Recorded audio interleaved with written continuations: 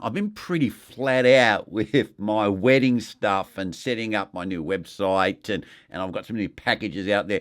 But I'm back, and I've got my little C70 here, my little baby cinema camera, and loving this thing. But it is interesting. There's a few little things I've noticed in this camera which kind of would be really nice for Canon to add, but would be very, very easy for them to do.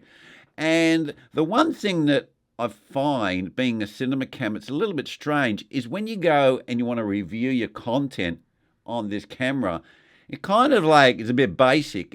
You can watch it back and it will play through all of them.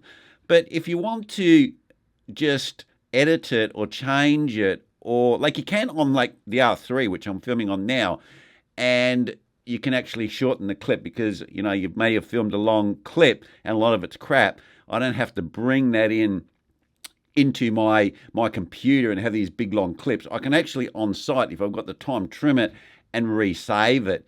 And I can do these nice little editing on the camera on site. So, and it doesn't take very long. You just use your finger and scroll. And I'm quite surprised that the Canon C70 doesn't do that. I understand the screen's it's got as much touch contacts, features, but they definitely could do it through the buttons. I don't think that would be very hard for Canon to add.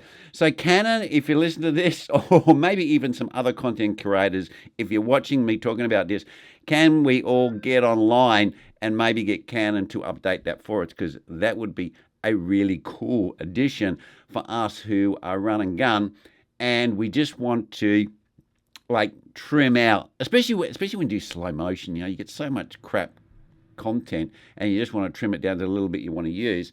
Really handy feature. So that's another really good, and then actually a little lens I found works really well on this Canon C70 is this RF 16mm here. Now it's a little baby, so it works really nice on the camera. It makes the camera nice and compact, and it's an RF lens, and it's not that expensive. I think it's maybe about $600 or $700 Aussie. Maybe you get a bit cheaper on special.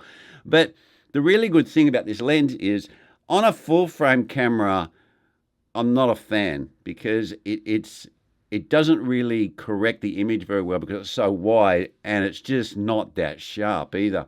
But when you put it on the C70, because it crops out a lot of the distortions on the side, it actually works really well. And it's a really kind of good talking head lens. It's it works out to be around about, I think, about 22 mil once you do the conversion in focal length. So it's a nice little,